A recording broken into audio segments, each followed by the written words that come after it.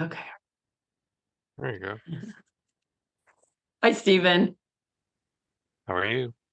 I'm fine. How are you? It's the end of Friday. It's been a miserably painful day. I'm here with Stephen Chung. I'm Michelle Grace Hoddle of Michelle Grace Hoddle Architect. I've never met a woman architect before podcast with Michelle Grace Hoddle, and I'm Michelle Grace Hoddle. I'm here with Stephen K. Chung, AIA. He's a registered architect and founder in Florida and Massachusetts, and principal of Stephen Chung Architect. His Boston-based studio is focused on residential and hospitality projects. Stephen received his architecture degree from Harvard. His recent projects include a new 89-room boutique hotel called the Sarasota Modern, 3 new houses in Sarasota, and a townhouse development and residential building, both in Boston.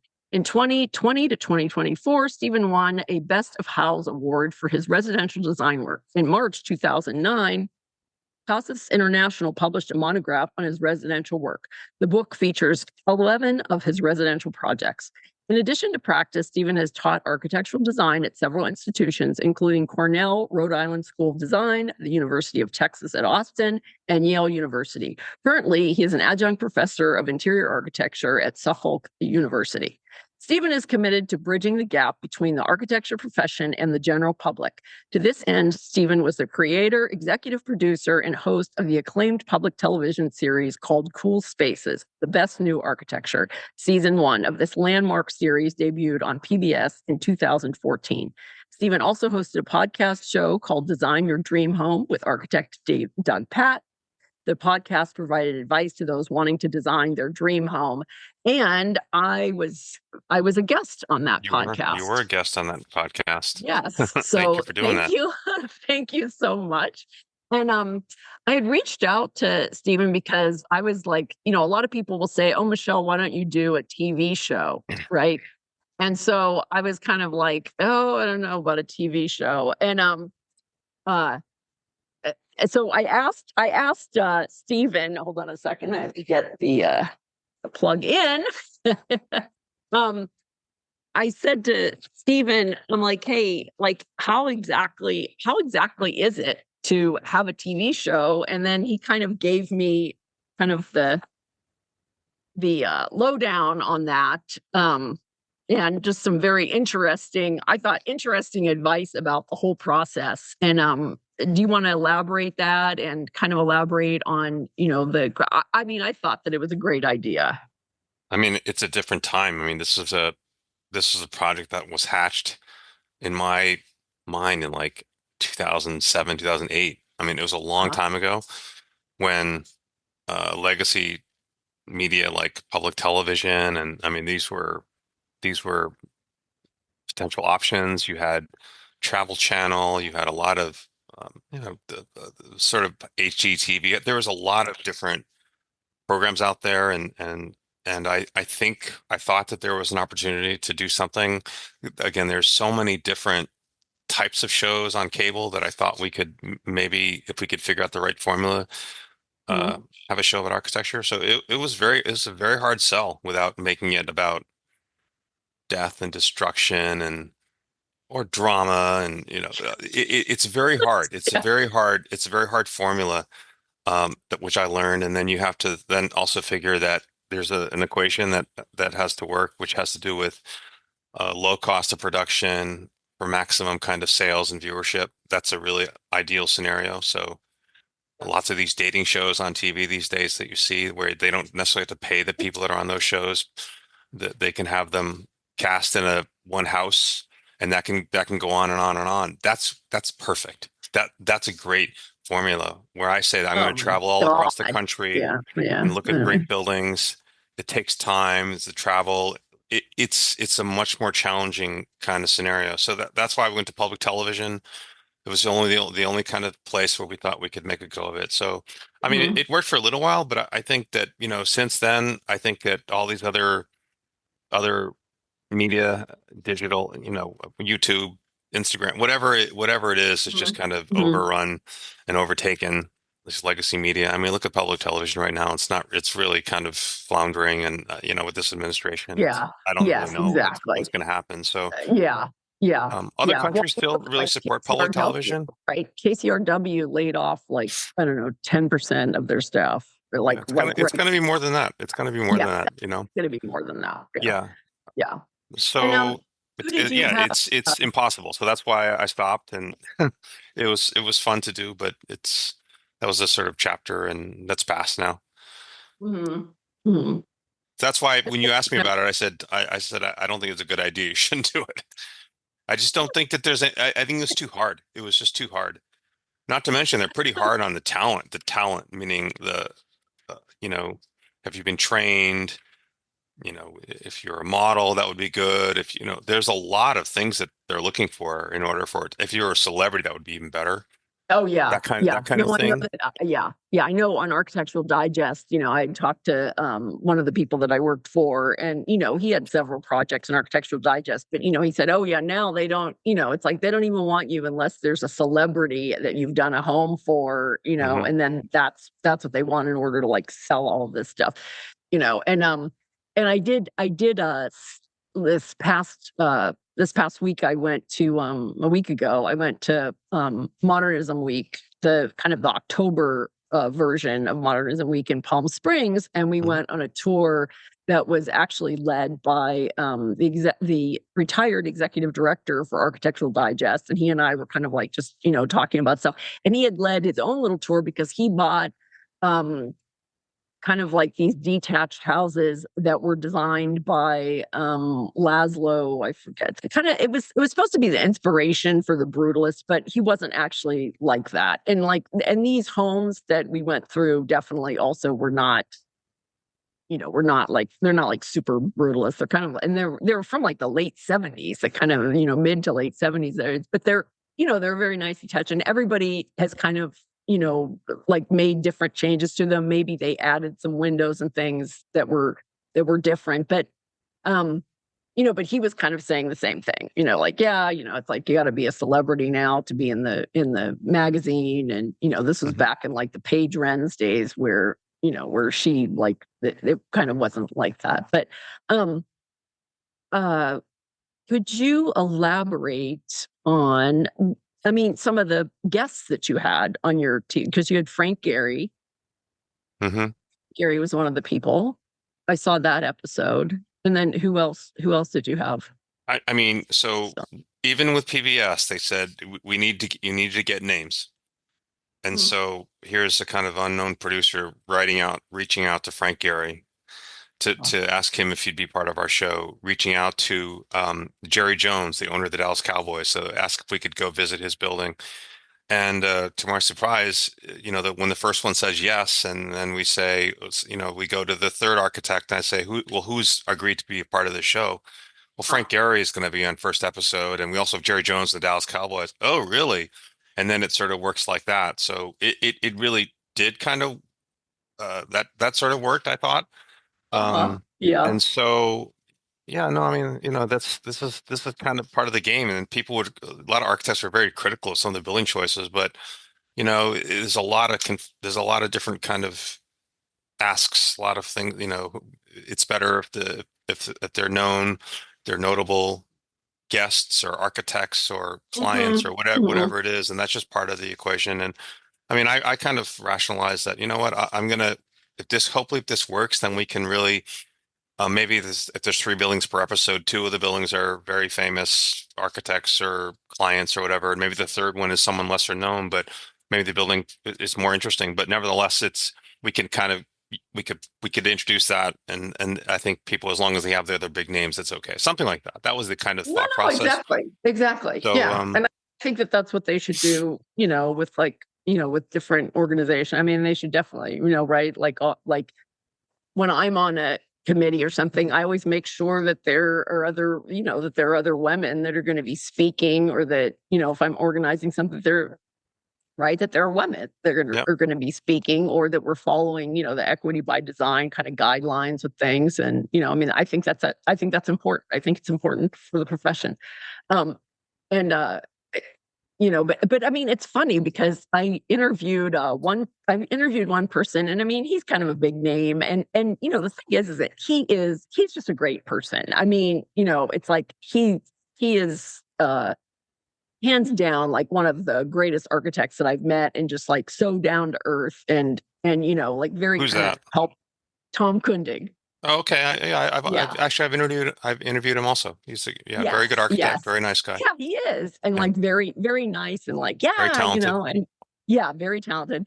And I mean, I think he's very talented. But somebody said, like, I don't want to be after Tom Kundig. Like, you're not going to Oh, make me go after Tom Kundig, Michelle, are you? And I'm like, oh my gosh, somebody has to be after Tom Kundig. We have like how many, like I interviewed him like almost 2 years ago now.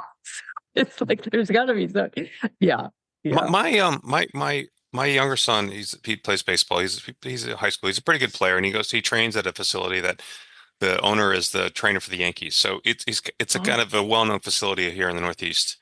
And he has a podcast, and he can get any guest he wants. So he has all these major league players, and they talk about like what it was like growing up, and oh, I was the best and yeah. everywhere. I got all these scholarships. I was the best. And I find those podcasts actually not that interesting. The ones that are interesting are the guy that I was really small. I had difficulty. I had troubles. And I kept on persevering. And now I've sort of made it to maybe just college. He didn't make it all the way to the pros, but I find that you can identify more with that. I can identify more with someone who's not been blessed with every advantage. My father was a professional player. I'm 6'7". I'm 280, 60 pounds. I'm an Adonis. And so, yeah, you made it to the league. That's great. I mean, it's not that interesting. What's more interesting is I was only 5'7", and The I really wanted to underdog, play. the Maybe it's underdog the story. underdog. Maybe it's Yeah, I maybe, think it and is. so I'm sure the same goes with probably your guests. I mean, maybe Tom Kundig is fantastic, but maybe someone else has a different story to tell that could be is just as interesting or maybe more compelling to your readers. I mean, or to Oh your yeah, listeners. exactly. Yeah, because I mean, I have people that are well known, and then I have people that are not so well known. And I mean, I think that that's and I don't even some people will be like, oh, I've listened to your podcast, and I'm like, really? I'm like, I didn't even know that like there were that many people. I mean, I can see that people are listening to it, but it's not like, oh my gosh, I'm like recognized or something. But because I don't apply for anything. I don't apply for any design awards. I Me don't neither. apply for any of that stuff, right? Me neither. I don't care about it anymore. By the way, Yeah. I'm Yeah. not in the AIA anymore because I didn't pay my dues. So you should probably. I'll get in trouble, but the guy that was there, that was the president, is no longer there. So maybe they won't be mad at me. Um, so Michelle, you know what? I have a couple of friends now that have become like chairs and leaders of schools. One is at the University of Chicago, Illinois. Is it Champaign? Well, anyway, and Oh yeah, Urbana Champaign, yeah, right? Urbana he Champagne. published Yeah. a picture of him like in a studio. And I know they named your podcast, or I never met a woman What? or what architect, right? That entire class was women. There was like 18 women and 2 men.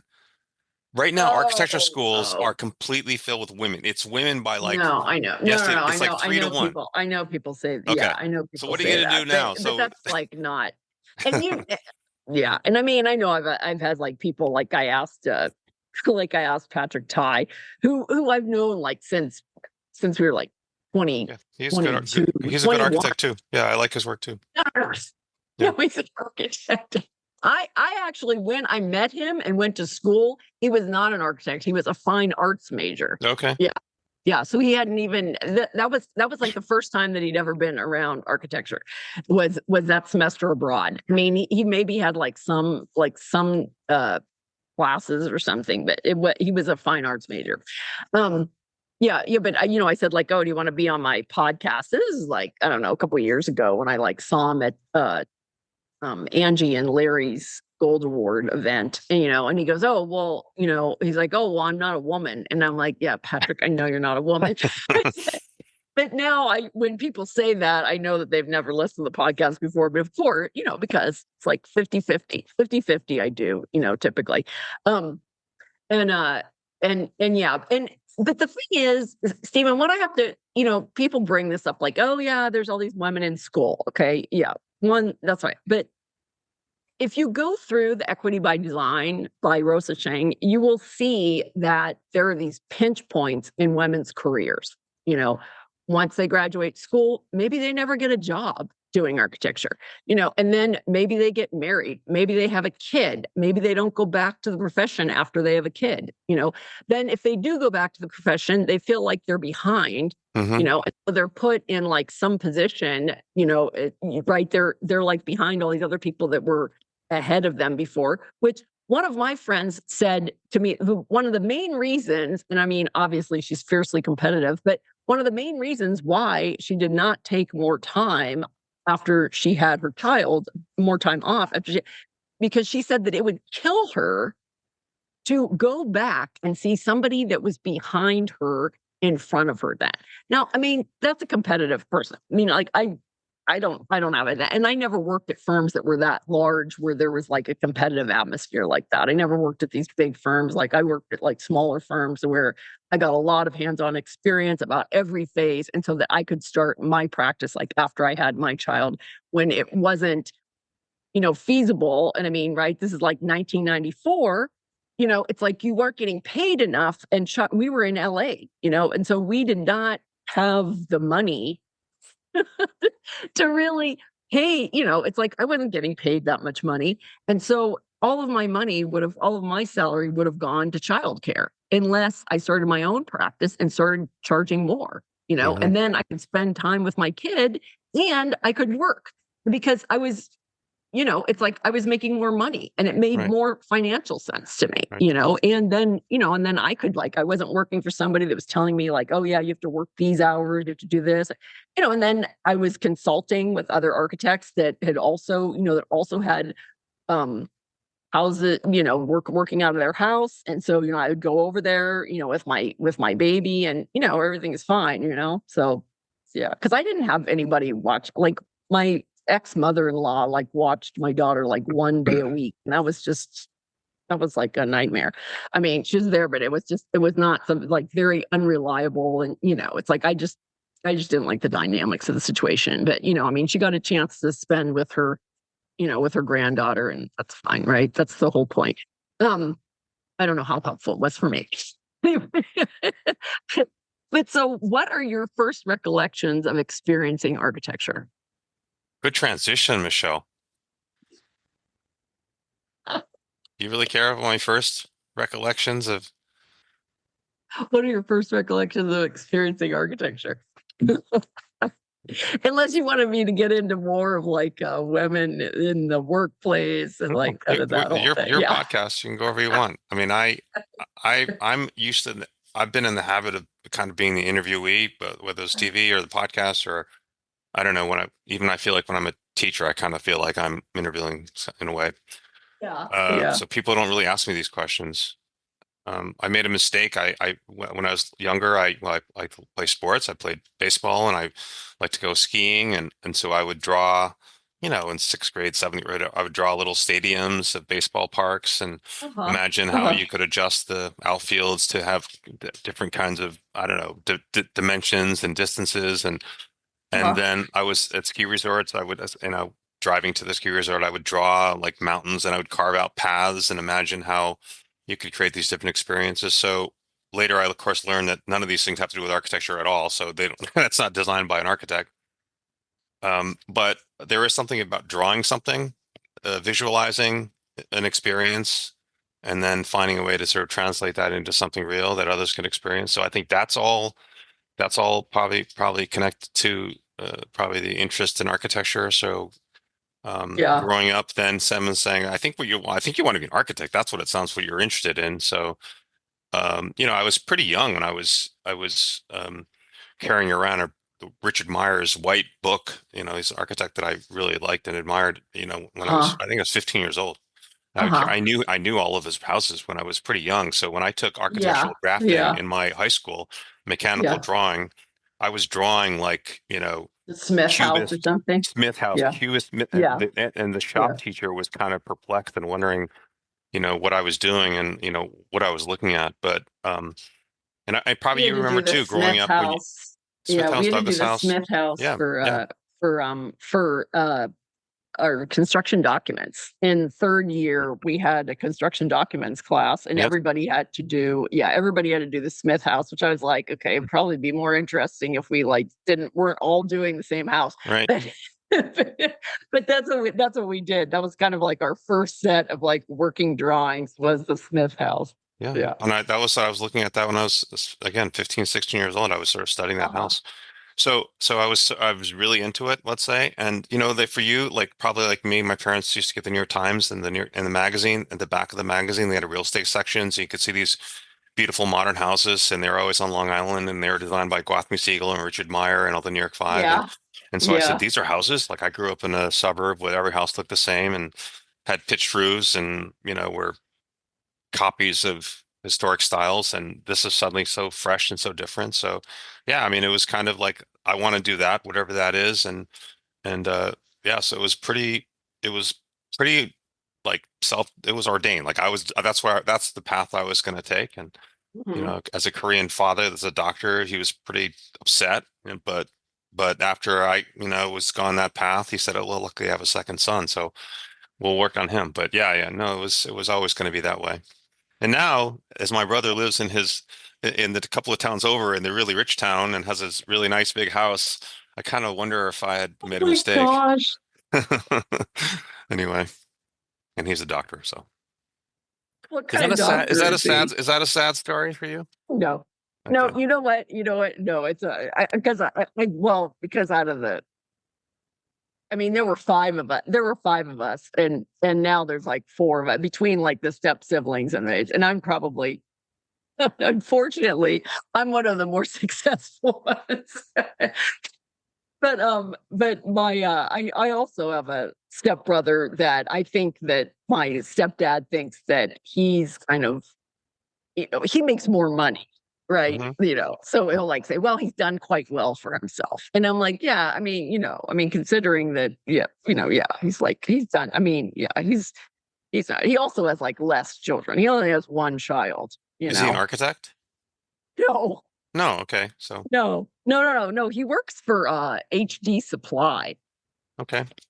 But he's like the regional, like he has like all of the Southwest or something. He has like a Hmm. huge He's a area for salesperson. HD Supply. He's a sales, yeah, Okay. like sales manager for all of this. Yeah, yeah, and he lives in Texas, and so he's got a big barn dominium, and he has all of these, like little hobbies, right? He's got like, he like restores like old cars and makes them into this thing. He was on the front of like Barn Dominium magazine or whatever with it, or like one of these magazines. Yeah, he's always on the cover of like some magazine. I mean, I think you would agree with me when, if some, like a student or somebody asks, you know, if they want to, that they want to study architecture. And I said, "Do you really love this?" And they said, "Well, yeah, I think I like it." And I say that you probably shouldn't do it then, because for the amount of effort, no, I know you're laughing, but this is true. This is what I tell them. For the amount of effort that it takes to live just a reasonable life, um, it's unless you really love the subject, if you don't like traveling and getting excited about going to a new place and walking through buildings and and exploring things like that, if you don't enjoy that, if you don't enjoy the process of drawing something and then seeing it realized and just that entire process, if you don't love that, then you shouldn't do it. It's just not worth it. It's too difficult. There's too many people out there that really do love it, that are willing to really do whatever it takes in a way to, in terms of time spent and all of that, to I mean, not Yeah, they're everybody in not the big looking at it office as gets to design business. the building. Yeah, There's, yeah. yeah, They're so they're not looking at it from a business point of view. And I mean, I can remember like I was renting some office space in Venice Beach, and I had my daughter. I don't know whether I was pregnant with my second or not at this point. But anyway, I was like renting office space, and I had a person that, I had been with a couple different people there in the space or whatever. But the one, they were working at an office full time, and then they just had this like for any of their side work, right? And I can remember one night it was like, I don't know, it was like probably 5:30, 6 o'clock. And I'm like, okay, I'm leaving. And then they were like, oh, are you leaving already? And I'm like, well, yeah, because I'm paying a babysitter. And I said, these clients are not paying me enough to sit there and, you know, perseverate over their design to design them the greatest place in the world. And I said, no, it's like my time with my daughter is more important. And, that's what I'm going to do, and I left. So I mean, I think that, it kind of depends. Like if you're, to me, relationships in my life are more important than architecture. Above all. Of course, it's like, do I really like architecture? Yeah. I wouldn't say love it because, I think I think the word love is just saved for people. That's what I, what I Okay, think. fair enough. That's like my, that's my How about thing. a passion? If you don't have a real passion for the subject, then like Yeah. my Yeah. brother, he's ER doctor. I don't think Oh my he's got a gosh. passion for it. I don't think he has a passion for it. I think Yes. it's a noble profession. I think he comes home and he feels like he's done a lot of positive things. Hmm. But I think if it paid like much less, I don't think he would do it. I don't think so. I think it's really a lot of different factors that lead one to make those kind of decisions. But like for architecture, unfortunately, unless you're one of the very select few, that the financial part of it is just really going to be challenging. It's just never Yeah. for let's say three people we're all in the same similar education and effort. One goes to law school, one goes to medical school, one goes to architecture school. Then, in 20 years, I'm begging them to maybe let them design an addition to their big house. It's that kind of thing. That's just the Yeah. reality of it. So, and Yeah. I will say that I did consider and think about like some of my classmates and colleagues that some of them are, really well known, right? Uh-huh. Have gone on to become incredibly successful. The ones that are very successful, a lot of them, I would say all of them are pretty ruthless, like on their staff. Yeah. You work Yeah. weekends. No, it's I true. don't pay Yeah. interns. That's just the way it's going to be. I don't Yeah. care about like, your personal life. This is the way it is here. If you want to be here, there is Hmm.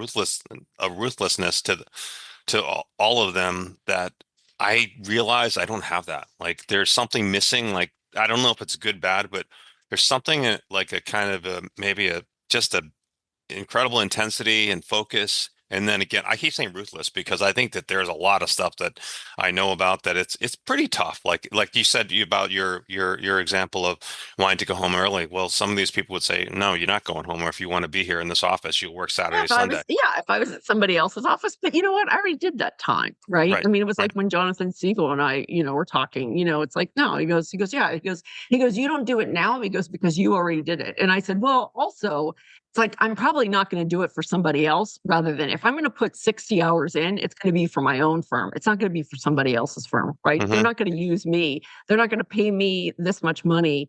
And then,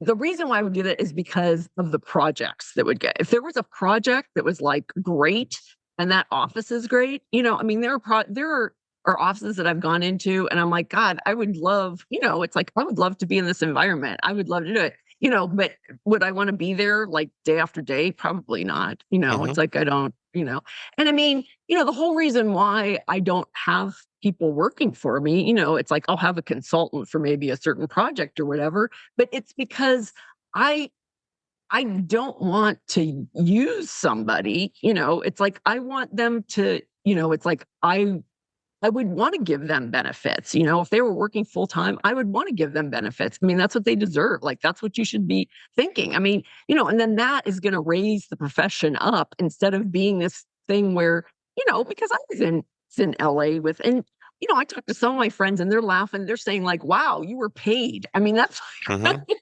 they're like, wow, you were in an office was paid. And I said, yeah, but you know what? I was a consultant at most everybody's offices except for, uh, um, Mark Appleton and Ralph Metro's office. All the rest of them, just a consultant. And it was, I was still like working there, full time working in the office. But besides, Mark Appleton, they were, they actually had me even though I was at that office for like, around a year, maybe, because I was kind of fill in for a lot of work that they had at that time. But and then my late ex-husband was there, full time. He had worked there for a while, so that's kind of how they knew me and stuff. But but yeah, I mean, it's like there isn't any other, like, what other profession does this? I mean, like, except for maybe, I don't know, people like door-to-door salesperson, like, more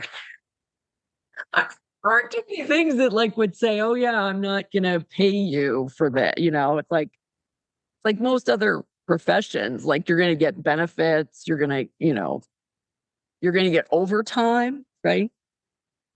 Where's the over I mean, do people get paid overtime there in architecture? No, because you're like No, salary and they're just gonna put it in. And then that also sets people up to think that you should be able to pay a certain amount of money. And it's like, no, like that is crazy. And you're driving people, to work harder to make up for the fee that you didn't charge appropriately for because you're like, oh yeah, I'm just gonna use these people, not pay them, and then that's how we're going to get that project. But it's like, meanwhile, it's not feasible, right?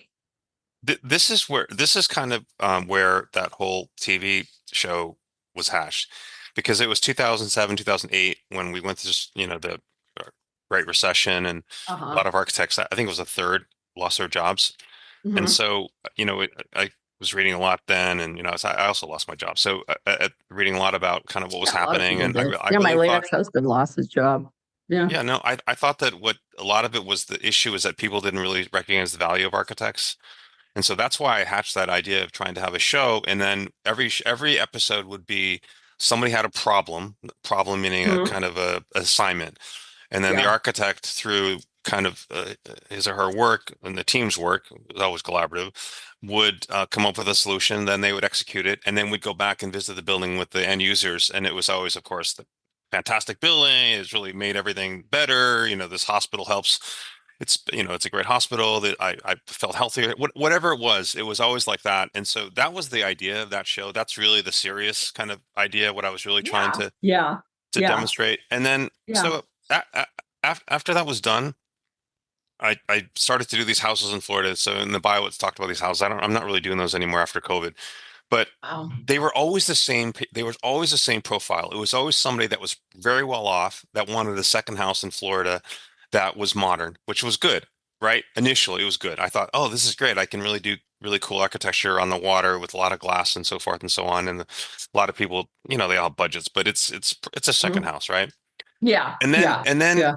but very quickly you realize that like, I don't really care about this person's sock drawer, and like all of their, it's not this is not why I wanted to do this, to Yeah. be kind of somebody's. I felt like kind of like a servant, like, draw this for me, and on this whim and that whim, and I I actually found it kind of distasteful in the end. And I know, like, the firms we just talked about, like Richard Meyer and firms like that, all his clients are like that. They're incredibly wealthy, and they charge obscene fees, and they don't care about the cost of construction. They don't really care. That just And so they Mhm. operate at a very different level. And for me, I didn't really find that nourishing or interesting. I just thought it was Mhm. like, what am I doing here? Like, this person is really well off, and this is their third house, and not that complaining. I mean, initially it was kind of fun, but then you kind of feel like, what am I? Is this what I was trying to do? This is what I wanted to do, and so I kind of, um, out of COVID, I kind of stopped going down there, and then I actually, around here in Boston, I really got much more involved with housing, and actually affordable housing. And Mhm. it's much more challenging in terms of design, and trying to make something, honestly, very interesting. But at least Yeah. you kind of go home and you feel like, you feel a little bit better about like your efforts and the battles that you have to, the everyday battles, which are, I don't mean, there's more, because I don't know, to get money from the government. Yeah, there's a lot of Yeah. issues, right? It's Yeah. much more Yeah. challenging, Yeah. but Yeah. at least there is some. You feel like at least you're doing something a little bit more positive than building a guy's house on a golf course. Yeah. And That's I how mean, that's that's kind of how how it I feel. was. Yeah, and that's how it was when I got out of school and I went to work for this woman who was doing, it's like she was doing the Metropolitan Community Church, and they had an AIDS memorial wall. And then next door to that, there was a Caring for Babies with AIDS home. And Hmm. then we were doing, the Community Corporation of Santa Monica was just starting. And so we were doing like apartment additions and remodels. And like, Santa Monica Community Corporation was buying up a lot of these old places that had people living there with in rent control for years. And, we were just doing remodels of apartments. So we'd go in and we'd have to measure this apartment that somebody had been living in for like 20 years. But, it was an upgrade, it was like, it was improving people's living environments, and then Hmm. kind of these apartments that we were adding on to, so that, because there's not that many apartments that are 3 bedroom, that are 3 bedroom, 2 bath. And so then we were kind of recreating these, stair towers, like moving to, so that they could have a second floor also. So a lot of these things. And yeah, and I was on the AIA Custom Residential Architects Network for, Hmm. for the local chapter, and then I was on the national one. And the marketing person, and it was nothing against them, right? But they would say, "Oh yeah, Michelle, we have this, we have like um, a question from." Like a big newspaper. I'm not going to name the newspapers or whatever. They want to know, and then they would like pose this question. And finally, one of the questions was like, "Oh yeah, do you have any have you designed any projects that have spaces for pets in them?" And I was like, "Are you serious? Like, this is what, like, we have so many other issues that we should be working on." And I said, and I mean, yeah, I get it. And I said, but you know what? I said, here, I can tell you, I said, I think I worked on some project one time with an architect, and he was doing his own house, and he had a special like cat door. And I Googled it, and I literally found it. And I said, here, the article was written like 15 years ago. Like, why don't you just go to that, ask him or whatever about it, and like be done with it? And I said, and it's not that I don't like pets, I said, but I said, I just find it like amazing that like that's what we're talking about, like spaces for pets in people's houses. Like, it's like I said, I think that we should just be, working on other things besides like these special pet doors, or dog washing stations. When people don't wash their dogs anyway, they have like a groomer come, or they take the groomer, like they're not going to or they're paying like somebody that works for them to wash their dog or whatever. But I don't know. Yeah. Right, it's the new in the late 80s, early 90s, it was what we were working, flower arranging rooms. That's what they were, and I'm like, flower arranging rooms. I'm like, how many people are like, like, are they really, and then I think that parlayed, all those flower arranging rooms became like dog washing rooms, so it's I think that not like, that, right? Like, you know, when you have a big budget like that, like, yes, you can design a beautiful home, like, no doubt about it, right. but it's working with the smaller budgets, and like making, and then those are like more novel solutions. Of course, everybody wants to look at a beautiful house. You look at it, it's right, it's architecture porn, it's like everybody wants to look at it. It's exciting, it's pretty, it's Yeah. beautiful, but is it your reality? No, for most of us, it isn't. But I tell the students that, they look at a magazine and they see a beautiful house on the mountain and it's got a lot of glass and the pool and all of this. And I said, it's actually not that hard. Maybe it's hard to make it, brilliant versus really nice, but making a really nice house with a lot of budget and a good site is not hard at all. I don't yeah, know if that sounds pretentious, but it's just not hard. If you have money, it's yeah, really not, yeah, it's not difficult. What's yeah. really difficult is when you don't have any money, and then we have the same budget everyone else because it's a affordable housing budget, and then someone does something pretty clever, and it might not be the biggest move, but it might be a couple of moves. You're like, huh, that's done pretty well, and Yeah, I can yeah. appreciate it because I know how hard it is. And then I say, hey, Mr. Architect over there, that's a really nice move. There's a couple of nice moves there. I respect that because I Mhm. know how hard it is, and so it's.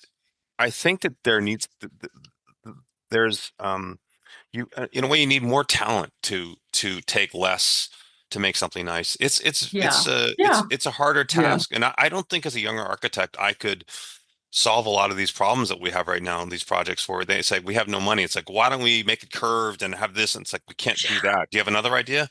Well, let's use this material that I found that's really neat. We can't do that. Can you use a basic material? It's something like that, and it's like, that we Yeah. have to find ways to, and you have to know have to know how to build it. You have to know the materials, you have to know the cost, you have to know the process in order to find any seams or for what can be any innovation. So I Hmm. really do respect and admire people that can do something special with less.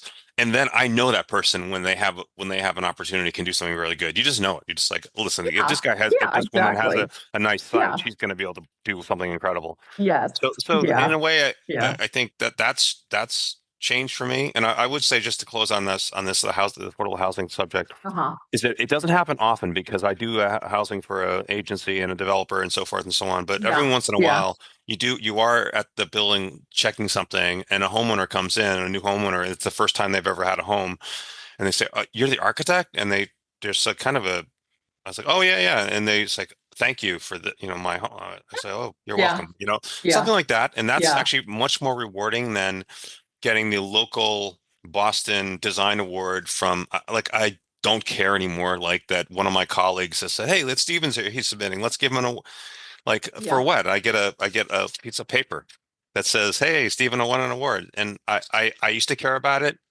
I don't care about it anymore. And Uh-huh. so anyway, I think that I guess we should just hang it up, huh? We just I don't care anymore about those things. I'm looking for different kinds of I mean, the satisfaction. thing is, well, what I think the message is that architects can help you design a good space to live in and experience regardless of what your budget is. And I mean, I think that's like, I think some people think, oh, an architect is too expensive or I like that. But no, I mean, we can work with anybody's budget. And even, it's like I was working on this, Not everybody though, Michelle. not everybody can afford an architect or not everybody. Not every Oh, architect can do what you just said.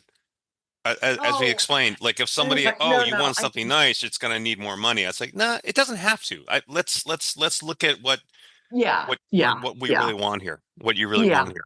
Yeah. Well, I mean, there was somebody that I spoke to recently and they like talked again about a project and I was like, "Oh, what about that project?" And they're like, "Oh, yeah, it's over budget." And I'm like, "Oh, it's over budget." And I'm like thinking like I think all of the projects that they've done have been over budget. Like are you building anything or is just everything over budget? Mhm. Because like then like what are you doing? It's like you, you have to work. I mean, it's not like I mean, you know, you have to have that in mind. And I mean, that's the reason why and I don't know whether you do this also, but after schematic design and like maybe part of design development, I get preliminary estimates from contractors to see where we are. And then Yeah. even if a client thinks that oh my gosh, yeah, I want all this, and it's like okay, and even if they're thinking like, oh yeah, well, this contractor told me I could do it for this much. It's always 250,000. I think it's always 250,000. Oh yeah, they said I could do that for Mhm. 250,000. I'm like, oh really? What 250,000? It's always 250,000. But then you can kind of see. So even before you move in to construction documents, DD and construction Yeah. documents, you can like then pare back and like, okay, like let's do it this way, even if because a lot of times like clients won't even give you their budget because they think that you're going to charge Right. Right. based on how much. And I'm like, no, I said I charge like a fixed fee. Like I'll do a fixed fee, this scope of work, it's like we can do like different scopes of work for things, but yeah, at the first if we just wanted it, but it's like we got to have something to base it on, because even like square footage, or explaining to somebody like, okay, it's going to be this much per square foot. I said, but it's like, the square footage cost of a kitchen or a bathroom is going to be much higher than a bedroom. And I said, so, it's an average. So if you're just adding, these high, cost spaces, it's like, yeah, then your budget is going to be, it's going to be higher per square foot than if you averaged it out for this, and so these are just things to like keep in mind. But I mean, I was even working on this other podcast project that somebody was doing, and the person that was kind of in charge of the podcast wasn't an architect. And then they started talking about how, well, architects don't know how to control the budget. I'm like, are you really the person going to be in charge of this podcast? Like, you're like the last person that should be in charge of this podcast because you're just like bad mouthing architects from the very get go, And this is like, we're trying to get homeowners to, to have architects do their, because this is like rebuilding after the fire. And I mean, it's like, you don't want to come in like, oh, well, some people can't even afford an architect. I'm like, no, it's like, we can help everyone. There's like many different programs. There's many different things that architects were doing as far as like how much they were charging for people that were fire rebuild or whatever, or these these plans that they had like just for these different lots that you could, that you could purchase from them for like less than what it would be for like a, custom home. But but it's like you can't like sit there and, immediately say like nobody can afford an architect. It's like, but yeah, I mean, you have to have your, you have to be under control. So, so with that, who is this podcast for, Michelle? Who's your target audience? oh, my target audience. It's really, I think it's other architects. I mean, Oh, okay. I would love it. I would love it if homeowners would listen to it, but I don't think that a lot of times, like my friends that aren't architects, if they, my friends that are architects, they're like, oh yeah, they're all in. They like listening. But homeowners like, well, it's a little bit more. I mean, because really after 15 minutes, they're probably not going to listen. Like 15, like I don't think a homeowner is going to listen unless they have a real interest in like architects and architecture and kind of can get through. And I mean, we're not technically using ArchiSpeak, but kind of we are. But what your target for the show was, and then for your podcast also was homeowners, wasn't it? Well, the not the show. The show was really just it was to really to kind of explain Hey, what architects people do. that are, yeah, But yeah, and that was public space architecture, so all those buildings could yes. be visited by the general public. So that's what that was the target. But for Okay. that podcast with my partner Doug Pat at the time, Uh-huh. he that was called Design Your Dream Home. So it really was meant for a homeowner. So that was Mhm. and we focused it that way. So we didn't really talk so much about well, you know, my education or that we really kind of Yeah, looked at like, yeah, yeah, when, yeah. what's a site plan? Why is it important? And how, where, at what point do you bring a contractor on board, or how do you deal with the Uh-huh. fee? It was, I mean, that's the way we made it. I think it was okay. Some homeowners did listen, and we did get some feedback, so I think that was okay.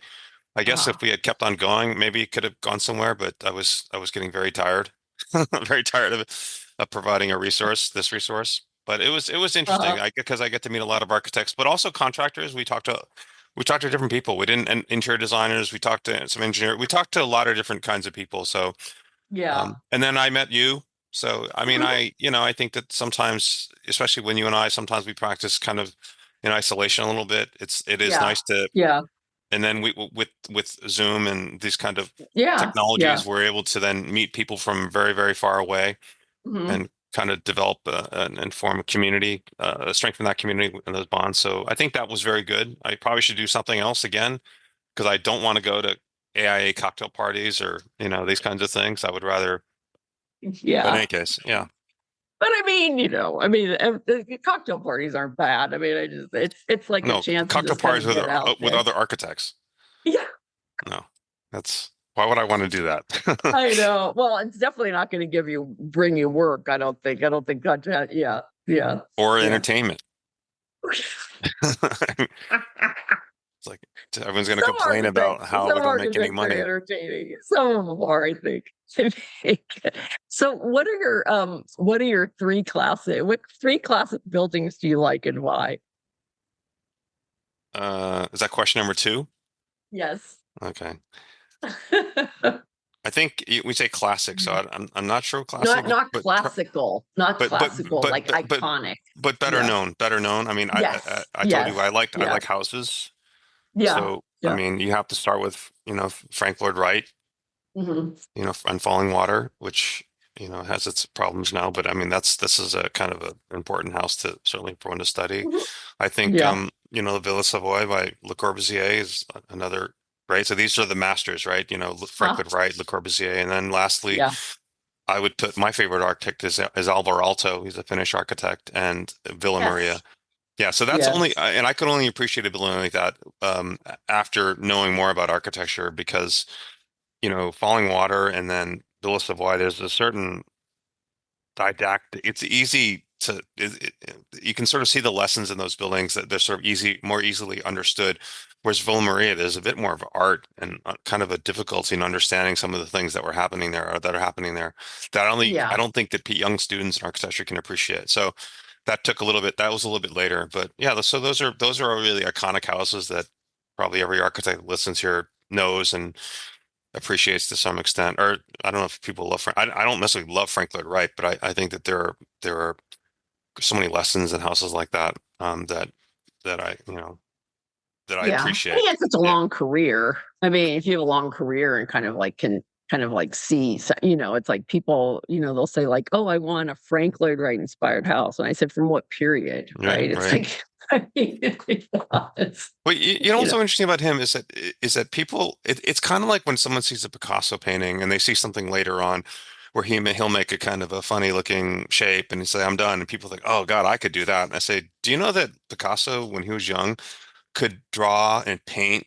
oh anything of yeah, any stuff and yeah, Frank Lloyd Wright when he was young he he was brilliant draftsman and designer he could do mhm. much more his classical design and Yeah. it's Louis so much more Sullivan. He worked for difficult. Louis Yeah, Sullivan. it's so much Yeah. more difficult to then push out on your own and find your own language. And maybe it looks simpler to do something like this. Maybe it looks simpler than maybe a classical inspired building. Uh, Mhm. but it's something that's on its own, where a lot of classical buildings, I mean, it's if someone asked me to design a house that looks like a traditional classical house, and I'm looking at precedents and things, it's not hard for me to copy. It's not difficult. What's difficult is Yes. to design something really new and fresh and that's of this time and taking advantage of the technology and all the addressing all the issues that we have going on. That's difficult. That's so Yeah. challenging, Yeah. And which addressing is the site, right? all of it, all the Yeah. things which make it unique make it difficult. But I think Mhm. sometimes people look at, oh, it's just a box or it's just a simple painting. It's just a face. Um, but I think the really talented ones can do all the other stuff too. And now they're not satisfied in reproducing someone else's design. They want to Yeah. forge out on their own and find their own expression and try to address kind of the other all the other problems which are going on. To me, it's kind of ridiculous when someone and they don't call me anymore, but they say, "Hey, can you design a house that looks like it was done in the 1800s?" And they drive up in their Tesla and they have the newest clothes and so forth and so on. They want it to be wired for this and that. Oh, it's got to be passive house standard. I want it to be what on and on and on. I think, do you not see a problem with this request? No, I mean, but this is New England, right? This is what, people when they've made it, they want a house that looks like it's old. Everything else can be new, but not their house. The house has to look like it's been old. And so Yeah. they don't Yeah. call me anymore. I mean, I'm not trying to be difficult, but I Oh, just say, I don't think this is going to really work because you're asking me basically to design a new car that's a hybrid, that's really modern, that's super fast, has a great engine, that does all these things, but you want it to look like a model Ford, or you want it to look like an old Buick with like fake wood on the outside. You want it to look old when it's not old at all. It's fake. And yeah. so, Yeah. this is why I don't have, this is why I don't do big houses on, Rhode Island on the cliffs and you know have a Porsche. So Did you ever? I have a blog that was, I think when I was doing the hashtag Architects blog, it was called the prompt was architects in real life, and my thing was like basically like what it was like in a movie with an architect, and then what it's like in reality, and so it was kind of like going back and forth. It's like, and in the movie, and with cars, I said every architect in the movies has like a Porsche. I said in reality, I'm driving like my old Volvo station wagon. that's good though. I think a Volvo station wagon, that's a representative car. That's cool. I think it is too. Or Yeah, what are they? What it was like? Oh, they're boxy and boxy and safe. white. I Right? don't know. Maybe not white. Didn't Steve Martin say that in L.A. Stories or something? It's Yeah, like boxy and safe or something like that. Um. European. So what? European, right? Yeah, I guess it's European. It's very Scandinavian. I like studied for a year in Denmark, so I would say it was like very Scandinavian. But so what do you like about being an architect? Well, as you've from this podcast, as you've learned, not very much, right? It's fantasize It's a about doing other Friday things. afternoon, right? It's a Friday afternoon. Friday, Yeah. and yeah, this morning I got beaten up a lot. So yeah, definitely, it's definitely a tough day because it's late where I am, and on the East Coast. Oh yeah. No, I I mean, think it. yeah. So there's been a lot of chapters, right? Through as we both doing it for a long time. You know, I do think of small moments, and like for example, when I taught, every once in a while, there's a student that really wants to learn something that's willing to work very, very hard and really appreciates and is willing to go down, paths and you see the kind of growth of their work and what they see. Uh, That's very satisfying. That feels uh-huh. really good. That's just the same as teaching my kid how to ride a bike. It feel good. You feel good. Like, wow, I've sort of helped that person in motion. They kind of get the idea and now they're going and they're getting better. And that's kind of really, that's very satisfying in terms of that's architecture education maybe. But I Uh, told you the little story about the affordable housing, the one person that says thank you. And I said, oh, hmm, you're welcome. It's like, this is my yeah. first house. And oh, Yeah. that's great. It's like, oh, I love it. Yeah. Oh, you're welcome. I don't know. That's a unexpected feeling that feels pretty good. And I think Hmm. there's been moments of a house because you design a lot of houses, and I've done less recently where the house isn't necessarily doesn't have to be the most expensive and fantastic with like lap pools on the roof and all that kind of stuff. But maybe that there's like a study or a space where, someone's going to spend a lot of time and it just the either the view or the sun's going to be there and it just warms the space in a certain way. There's a couple of moves there that you figured out that are appreciated later that they say, you know what, I didn't understand that, but I really love being in that space. It's like the sun comes in at this time. I'm doing my work in there and I look outside, I can see why you focus the view that way. Uh, It makes me feel great. And it's like, oh, yeah. you're welcome. That's great. Thank you. Yeah. That's very Yeah. satisfying. So that doesn't happen a lot. Maybe it's because I have not done a lot of good designs recently, but I think I think I that don't those think are that is those are it. those are good moments. I think those are good moments. I think I think that there is this right. I mean it's a very intimate process, and then it's of can be. course it ends up, yeah, it's emotional, right? It's like people are like right. So it's like they're trying to get, and then around here, there's really not, I mean, there's a scarcity of housing, like not only for people that don't make that much money, like kind of affordable, but even for people that have money, there just isn't that much there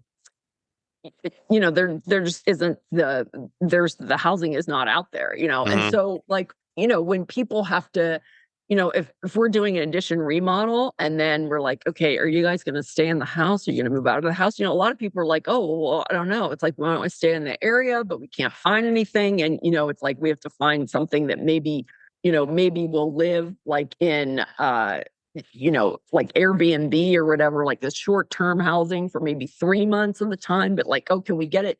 Can we get it done with it? Which of course, things always take longer, and then it's more rent, and then they're out of their house, or and so there are all those things. So I think that kind of when they actually want to move in for out here, it's just like people are like, so they're in such a hurry to just get back into the house and like live their life. I think that it doesn't really, it's like all those emotions, and that of course the costs of everything, and the stresses of it. I think that for a while they just need to kind of like move into the house and then realize how much they like it, right? Hmm. I mean, one of my clients was like laughing. She said, Michelle, I still haven't like used that shower yet, right? Because they're like his and her showers. She's still using the shower. I'm like, why aren't you using your shower? She's like, oh, I just don't want to, like, I don't want to like get it dirty or something like that. Or it was like, I was like, okay, whatever, you know. but and then also I think so much of the they have to realize that a lot of their personality is in that house. I mean, people will say like, oh, it's like your projects look different. I said, well, they're different clients, and so much of their personality is in the thing. I mean, they chose the finishes for this. It's like, yeah. I said, is it more? I mean, I have like so much going on in my house that I tend to like keep it more kind of sedate with like sedate colors and stuff because we've got like so much stuff going on. But it's like, for other people, like they want more color. They want, kind of more, kind of activity or like bright colors or I like, calming colors because I'm in here, but maybe I'll wear something that might be, but or there's like some flash of something or like some art or something that's kind of more, that's different or something. But yeah, so I think that's kind of like there has to be that. But then after you talk to them about it, you're kind of like, oh, hey, do you, are you enjoying, the house? Or I talked to one person. I had an interview up the street from another project that I was doing, and the person I was interviewing with said, "Oh, well, the people down in the corner, they're like working on their house now." And I said, "Oh, wow," because the permit was like 2 years ago, and I hadn't heard anything from them. And then I emailed them and I said, "Hey, I'm glad to see that you're like working on the house." And they're like, "Oh, yeah, unfortunately, like we're not doing that house. We're just replacing the water heater because the water heater broke, and so we've had to like redo this stuff." He goes, "But we really wish that we could do the addition, but they had some, they didn't have the work that they thought they were going to have, and so they can't do the addition." So it was nice to hear that they do still want to do the house, because I thought they were like really excited about doing it, and it's just that they just don't have the money to do anything right now. So Let me tell you one anecdote about about this subject. Mhm. My first house in Sarasota, it was a very nice couple, older couple, and the woman was really interested, really liked design, and so she and I to be pretty friendly, and we spent a lot of time really trying to make this special house for them. Initially, there was an existing house. After some study, I said, "Well, it sounds like you really want to start over again because, basically, we would have spent a lot of time just, I don't know why we would do that." And so she said, "Okay, let's do Mhm. that." So we took the house down and really made kind of her dream house, and it had a lot of really unique kind of things going on. And I think it turned out pretty well. I think it was a really nice design. And basically, like, I think, and then we did furniture and light everything. So Huh. after they moved in for a couple of weeks, and somebody else drove up and saw the house and said they really liked the house, and they offered to buy it. And I said, "Well, that's great. That's great. Like a compliment. That's a compliment." And Yeah, and yeah. her husband said, "Yeah, we'll sell it if you pay this much." And the guy said, "Okay."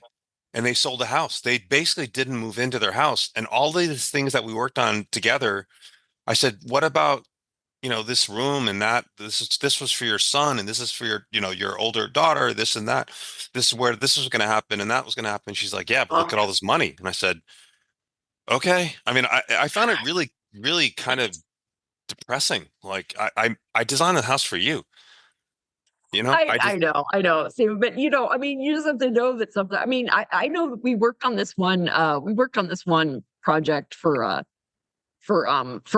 Erica Glazier. I mean, I'll just use her name, and she's giving all this money right now for the synagogue that I think Rem Koolhaas is doing in LA. So anyway, when she was 35 years old, she was divorced from this. She had been married to this Israeli architect, and he was a total modernist. And they had this modern house that he designed and built in the Palisades. And she had two kids with them, and she got divorced. And then she came to Mark Appleton and Ralph Mitchell and said, "I want to do this traditional looking house in the mountains in Telluride." And so it was basically like this huge vacation house, this huge ski resort kind of, with big, and we did all this work on it. I mean, it was all hand drafted, and so we were just like constantly, and the windows, that were these Zellick windows from New York that's not in business there, but they were like all these like custom windows, and they had to be super thick, and all of the paving outside had heaters to like melt the snow, and just like all the details were immaculate. I was just doing like tile details on the thing forever, working all this stuff out. She chose like all of these, she had this big William Cody poster that she purchased, and it was an Architectural Digest. And then she built a barn, and then she sold it. She was there for maybe a couple of years, and then it was in Architectural Digest for sale. And At we least were a all couple of like, years. "Oh my gosh!" It was within 5 years. It was within 5 years. I had a month. They were in my house for a month. I don't know, Steven. I mean, that is like, but I mean, really, like, how much time did she spend in that, right? It was like a vacation home. So it was literally just like, oh, okay. So it was just kind of another project. And then she actually moved into her dad's house at one point, which she had said that she never wanted to move into that house. It was kind of like this old Spanish style house, like Spanish colonial. And she's like, oh yeah, I would never want to live in that house. And then, she moved in there like 20 years later. So I don't know. I mean, it is what I think is kind of bizarre is that somebody would, I mean, like the people, like I had this one house, I did it for a couple, the wife passed away, and then the husband was in it for a couple more years. And then, these people said like, oh yeah, he put it on the market because he was going to move to Colorado. And then these people, they went by and they said like, yeah, they're like, we want everything. Like we want to buy everything. We even want to buy the art collection. And I don't think they realized like how valuable the art collection was. And I'm like, you're not going to sell them the art collection, are you? Because this is stuff that you and your wife like had collected over the years. I mean, they've known each other since high school. And so, and he's like, no, I'm not going to give them the art collection, but they did buy it with all the furniture and everything, like the furniture, the light fixtures, like everything, and I thought that was like kind of bizarre that like, wow, I mean, now, I met with them probably 6 months to a year ago, and they're like talking about how they would like to change some stuff in the house. And I said, well, yeah, but I mean, the reason why the house is so small is that you really can't. And they were saying, well, maybe if we buy the house next door, and I'm like, well, yeah, you can buy the house next door, but then, you have to combine the lots, or you can just have another house over there. And then, right, you can like walk back and forth over the properties, like just don't put a fence up. So yeah, so even though they had bought this house because they said it was everything that they wanted, after they were in it for 2 years, they were like, oh, you know what? I think we want to change this about it, or we want to change that about it, So it's, it's like maybe some people just, right, they're more, they don't put as much value on the whole process, and right, it's like an expendable, right? It's like a new car, Mm-hmm. It's like, oh yeah, I really want this car. Oh, you know what? I don't want this car anymore. I'm going to trade it in for this other car.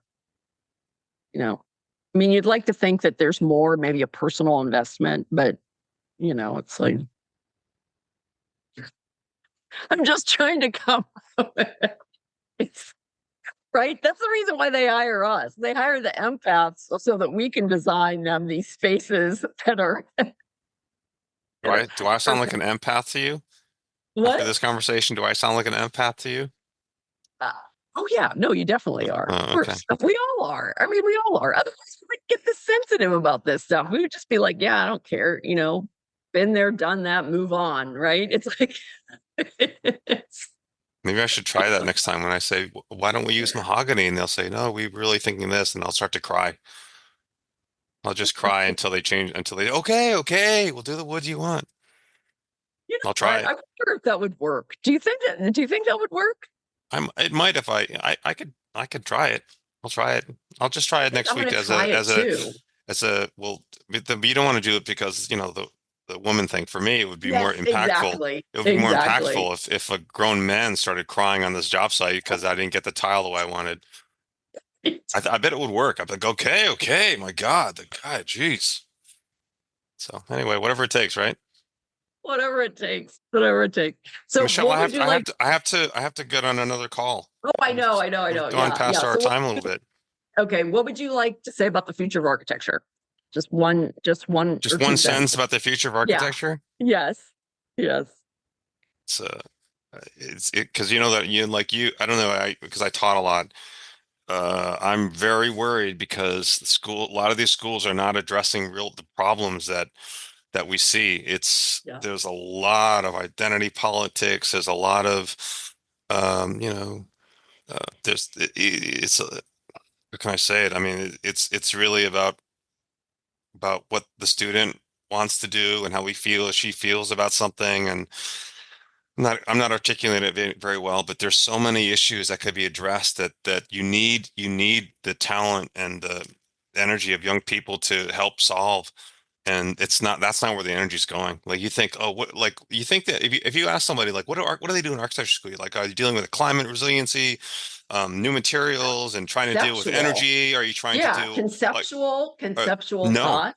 no, Yeah. they're No, not. They're no, not I dealing mean, with that's what any I of those things. realized. They're not doing Yeah. any of those things. They're talking about, the things that are not architecture. It's like that there's so much applause for like a student that, hey, this is a housing project. It's like, this instead of doing the housing project, I've decided to really think about clouds and it's like that's really interesting, but what about it's Really? like, yeah, but I don't want to be limited by this thinking about what housing is, and I really want to rethink and be more conceptual about it. And I say that's why I left one school that I didn't mention, but I just left the school. I mean, I finished the semester, but I said I'm in the wrong place because yeah, the students here, and it was not just it was all the students because the culture of the school was that, we're all super original, super creative, and we really shouldn't look at history. We should really focus on our own ideas, our own thoughts, our own visions.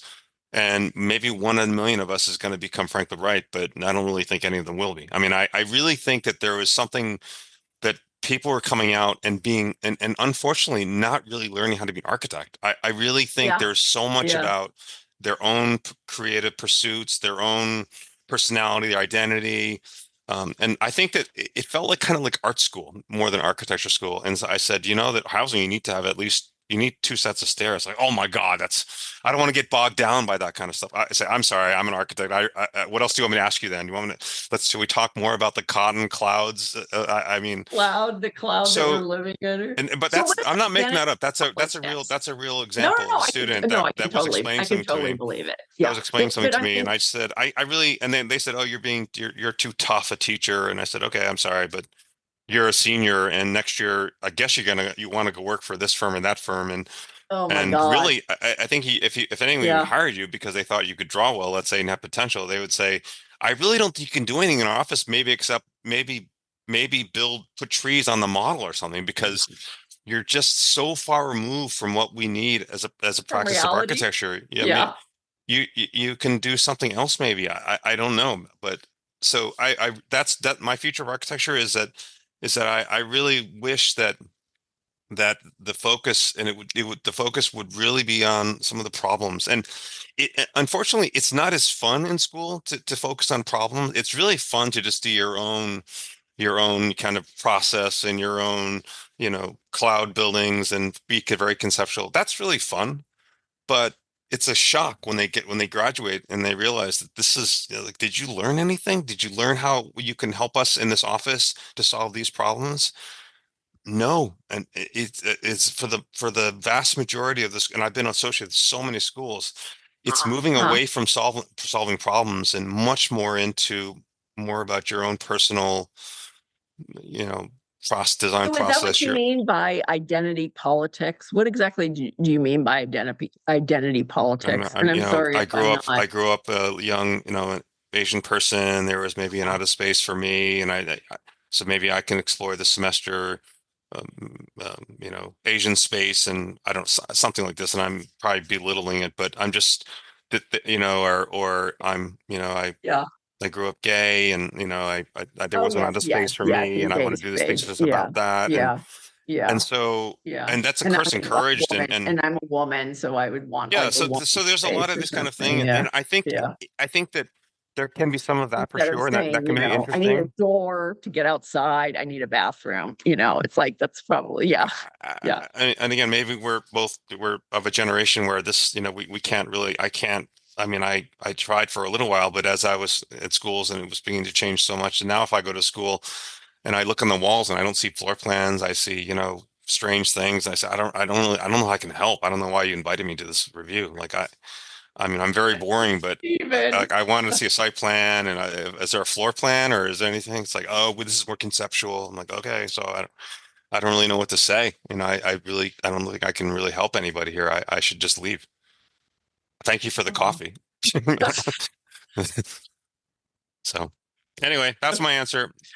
I All have no right. hope. Okay. Well, thank you so much. Thanks, Thank you Michelle. so Good to much see for, you. yeah, good to see you also. Yeah. Okay. Take Thanks. care.